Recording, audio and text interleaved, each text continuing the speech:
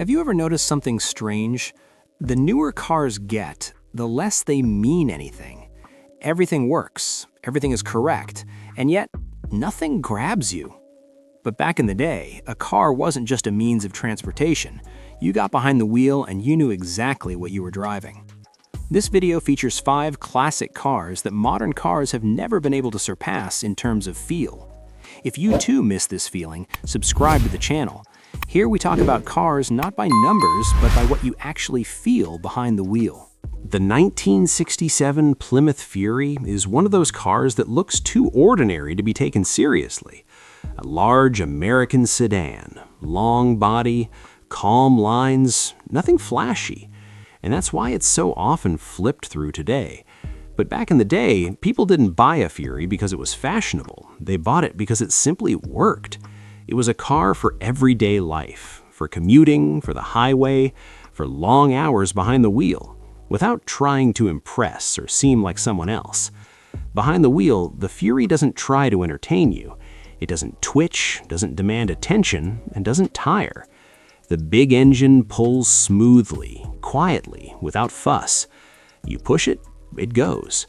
Not faster than anyone else, not louder than anyone else, but exactly as you expect. And that's where the main difference from modern cars begins. The Fury doesn't feel like it's doing anything for you. There are no filters between the steering wheel and the road. You don't feel like electronics are constantly making decisions for you.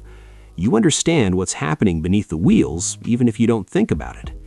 The interior is simple, spacious, without unnecessary details.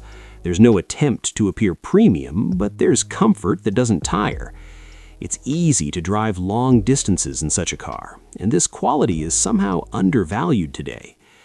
Why is the Plymouth Fury rarely mentioned when people talk about classic cars?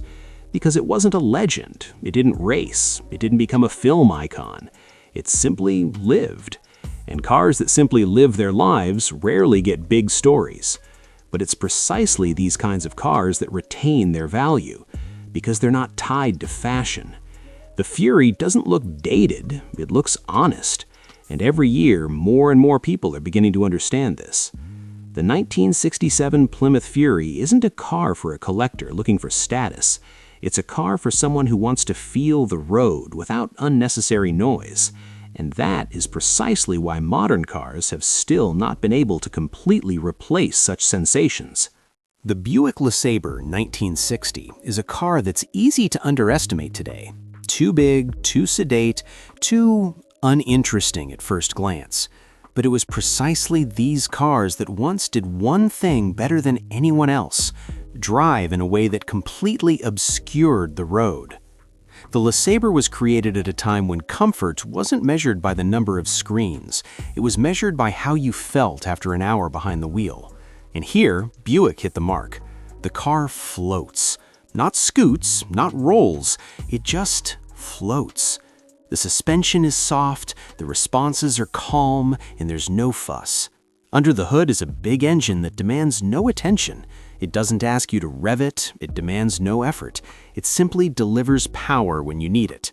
You don't adjust to the car adjusts to you. And that's a very rare feeling, especially compared to modern cars. The steering is light, but not empty. You understand what's happening, but you don't tire of the constant feedback. The LeSabre doesn't force you to focus every second. It's as if it's saying, "Relax, I'll take care of everything." And that's its philosophy. The interior is spacious and bright without trying to look sporty or aggressive. Everything here is designed for a relaxed ride. Wide seats, plenty of air, a sense of space. This isn't a car you want to race in. It's a car you want to drive far. Why can't modern cars offer the same? Because today, comfort is often confused with technology. They add features, modes, and settings, and forget the most important thing: making you feel calm and confident.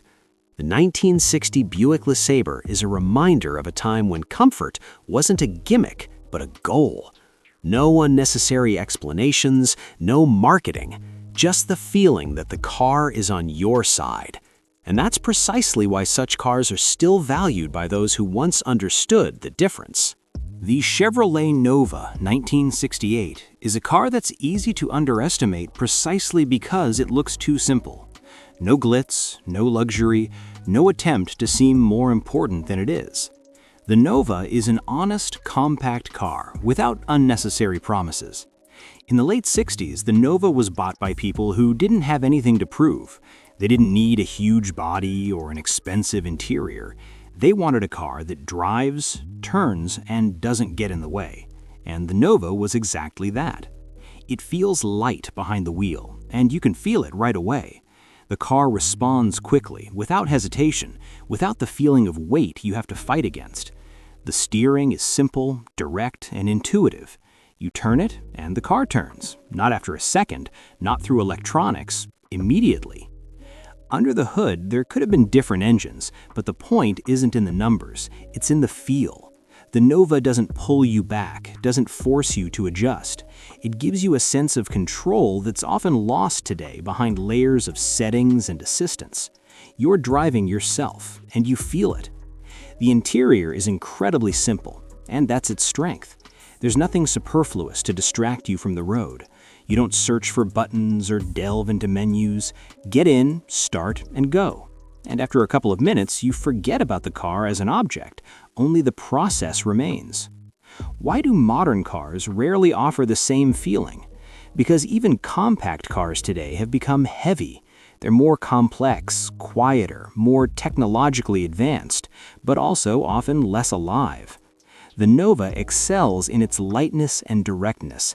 That's precisely why it's starting to be seen differently again, not as a plain old Chevrolet, but as a car that still maintains the connection between the driver and the road, without filters, without any attempt to simplify everything to the point of nothing. The 1968 Chevrolet Nova is a reminder that driving pleasure isn't always about power or status. Sometimes it's born of simplicity, and modern cars still can't always replicate this. The Ford Fairlane 500 1960 is a car that has never been the center of attention. Not a flagship, not a sports icon, not luxury. And that's precisely why it's perfect for finishing this list. The Fairlane was built as a normal car. Not huge, not small, just big enough to live in every day. In the early 1960s, it was an honest family car without unnecessary ambitions, and that's its strength. Behind the wheel, the Fairlane doesn't feel like you're driving anything. Everything happens naturally. The steering is clear, the responses are calm, the suspension is soft but not slack. The car doesn't ask for attention or demand effort. You just go, and that's enough. Under the hood is a simple American engine. Nothing exotic, it doesn't try to surprise, doesn't require constant pedal work. It does exactly what you expect, and that character is almost completely gone today. The interior is also about calm, spacious, bright, without trying to impress. There's no design for design's sake. Everything is in its place, everything is logical. You don't feel like a passenger in a system, you feel like a driver. Why have cars like these almost disappeared today? Because the market has become extreme, either cheap and empty or expensive and overloaded. The Fairlane was somewhere in the middle, and it's precisely this place that has been forgotten. Modern cars can do more, that's a fact, but they rarely convey a sense of simplicity without a sense of poverty. The Fairlane did. It didn't try to be more than it was, and that's its honesty. The Ford Fairlane 500 is a car without a big name, without myths, and without noise, but it's precisely cars like these that demonstrate what modern cars still don't always understand. Sometimes a person just needs to drive and feel normal. The 1970 Oldsmobile Cutlass is a car that never tried to be loud. It didn't scream, "Look at me," didn't play the legend, and didn't try to prove anything to anyone.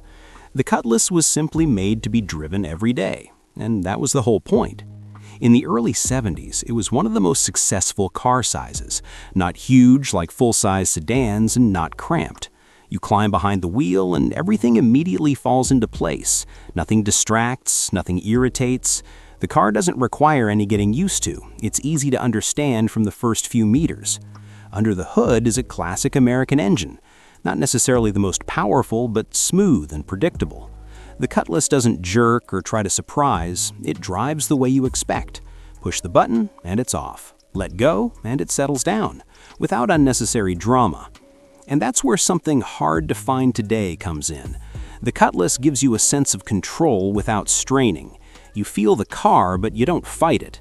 The steering isn't overweight, the suspension isn't stiff or spongy, everything is somewhere in between. This isn't a sports car or a couch on wheels, it's a normal, human-feeling setup. The interior reflects this too. It's neither luxurious nor cheap. There's no ostentatious expensiveness, but you get the feeling that someone has thought of you. It's spacious, quiet, and comfortable.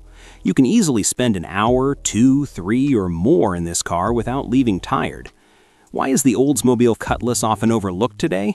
Because it's not iconic. It's not a car with a big name, and the market loves big names.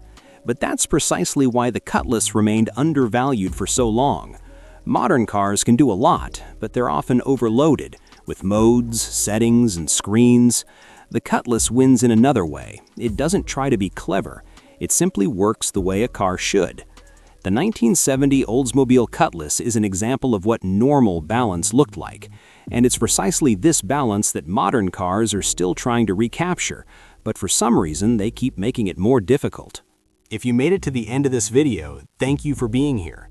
If you're interested in this topic, subscribe to the channel. There are still many more classic cars to come, ones that modern cars still can't quite match in terms of feel.